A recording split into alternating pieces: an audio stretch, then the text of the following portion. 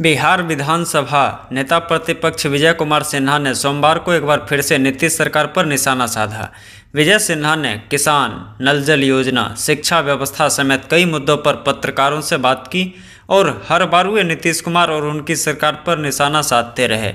आइए सुनते हैं क्या कहा नेता प्रतिपक्ष विजय कुमार सिन्हा ने। आज जन कल्याण संवाद में भी कुछ लोग आए थे और धान क्रय का मामला को लेकर के लोगों ने शिकायत किया है।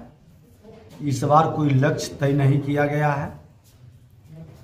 सूखा के नाम पर धान क्रय नहीं किया जा रहा कि शर्मा पंचायत में 19,000 क्विंटल का लक्ष्य रखा गया है, जबकि यहाँ 55,000 क्विंटल पहले लिया गया। इस तरह के कई पंचायत हैं और सरकार जहाँ पर आपने सूखा का कोई राहत नहीं दिया, जहाँ धान बम्पर रूप से हुआ, तो उन लोगों को मदद करनी चाहिए और ईमानदारी से समीक्षा होनी चाहिए।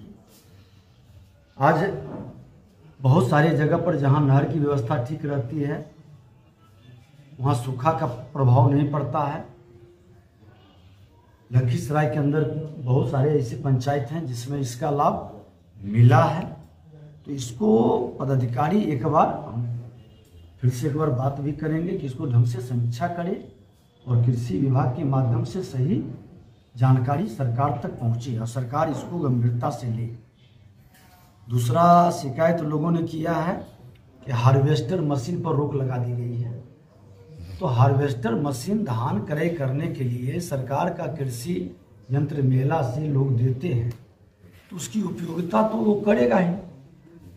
अब उसकी वैकल्पिक व्यवस्था बनाए कि हार्वेस्टर से काटने के बाद परली का पुआल जलाए नहीं, प्रदूषण न फैले। आज गेहूं को भी जब कटवाता है तो टिपर मशीन के द्वारा उसको भूसा बना देता है, जिसके कारण जलाने की जरूरत नहीं पड़ती है। तो ये वैकल्पिक व्यवस्था बनाए कि पुआर का भी भूसा बना सके या इसके और विकल्प क्या हो सके, लेकिन उसके नाम पर किसानों को परेशान करने की व्यवस्था न बने, उसका समाधान हो। उसके नाम पर लोगों को परेशान करने की मानसिकता नहीं बननी चाहिए। अरवा चावल से उसरा चावल में भी इसी तरह से किसान परेशान होते रहा।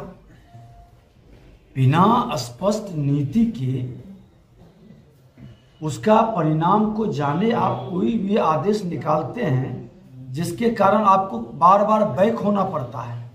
आपने उसरा चावल निकाल दिया और उतना उपलब्ध नहीं हो पाया, फिर अरवा चावल को आपने लेना शुरू किया। तो सरकार की जो नीति बनती है उसकी समीक्षा गहन नहीं होती है और लोगों के बीच परवर समिति को सौंप करके उसके बारे में लोगों से फीडबैक ले और तब जाकर के नीति बनाए, तब नीति सफल होगी। और सिर्फ खाना पूर्ति के लिए वो व्यवस्था बनाएंगे तो हमेशा असफल होंगे।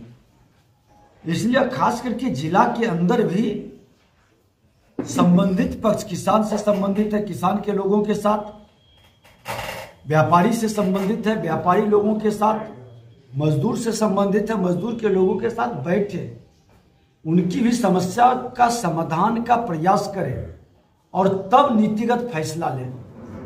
अगर जो ये नहीं करेंगे तो बार बार लागू करेंगे, लागू करने में पुलिस के लोग, पुलिस पदाधिकारी और पुलिस के लोग सख्ती बरतेंगे, करप्शन बढ़ेगा, लोग परेशान होंगे। ये व्यवस्था न बनाए। आज कई लोग शिकायत भी किए यातायात से संबंधित। हमने कहा है कि हम डीएम एसपी से भी बात कर लेंगे कि लोगों की बात को आज बैठक करके सुन लें और सुनकर समाधान करें। बाजार के मंडी हाउस भी प्रभावित नहीं हो, व्यापारियों के बिक्री में भी ये प्रभावित न करे और लोगों के आवागमन की सुविधा भी सुलभ हो। ये वातावरण बनाना जरूरी है।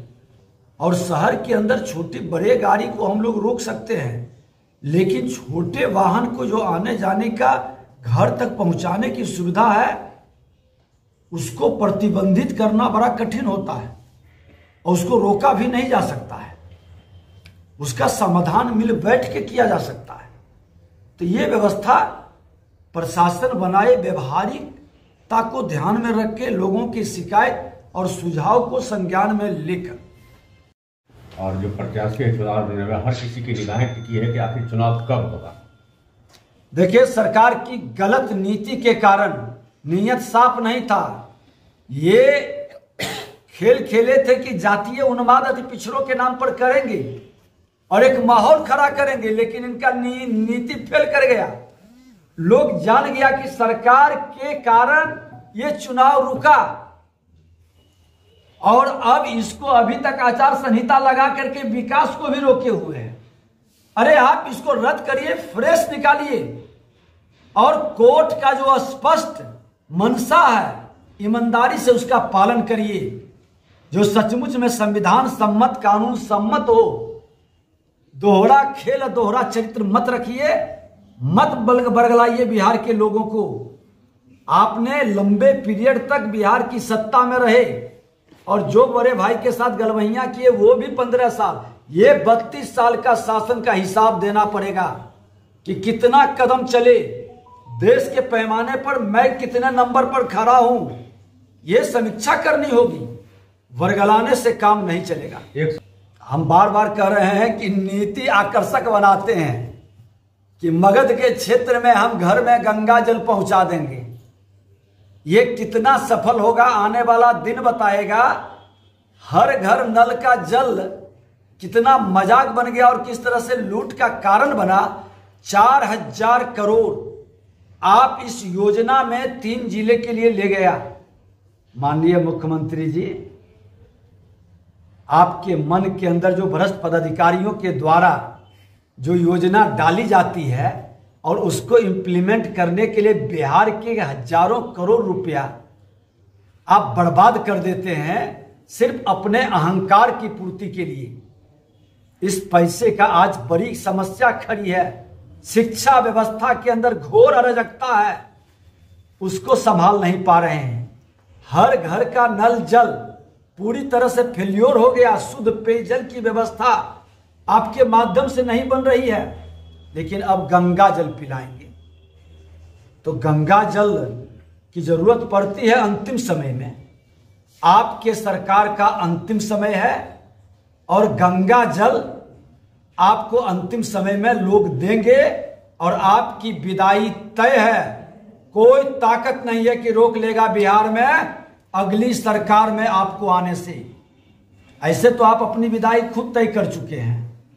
दोनों का विलय कर करके आपके नामों निशान जदयू नाम की पार्टी नहीं रहेगी और न तिरछाप रहेगा। बता रहे थे कि बकरी का चोरी पुलिस के वर्दी में स्कॉर्पियो के साथ आते हैं, अब बकरी बथान से उठा करके गांव से उठा के लेकर चल जाते हैं और प्रशासन का ध्वंस दिखाते हैं। ये नया मामला है, इसको प्रशासन संज्ञान में ले। हम भी बात करेंगे कि इस तरह का, तो ये तो उस समय सुनते थे कि 2-4 दबंग टाइप के लोग, अपराधी टाइप के लोग आते थे, गरीब के घर से बकरी मुर्गा उठा के लेकर चल देते थे। बोलता था तो उसको पीटते भी थे, उसके इज्जत के साथ खिलवाड़ भी करते थे। तो वो वातावरण की झांकी दिखाई पड़ रही है, ये गलत है, घोर निंदनीय है। इसको हर हाल में रोकना होगा प्रशासन को। एक टीम बना करके जांचे कि आखिर ऐसा कर कौन रहा है।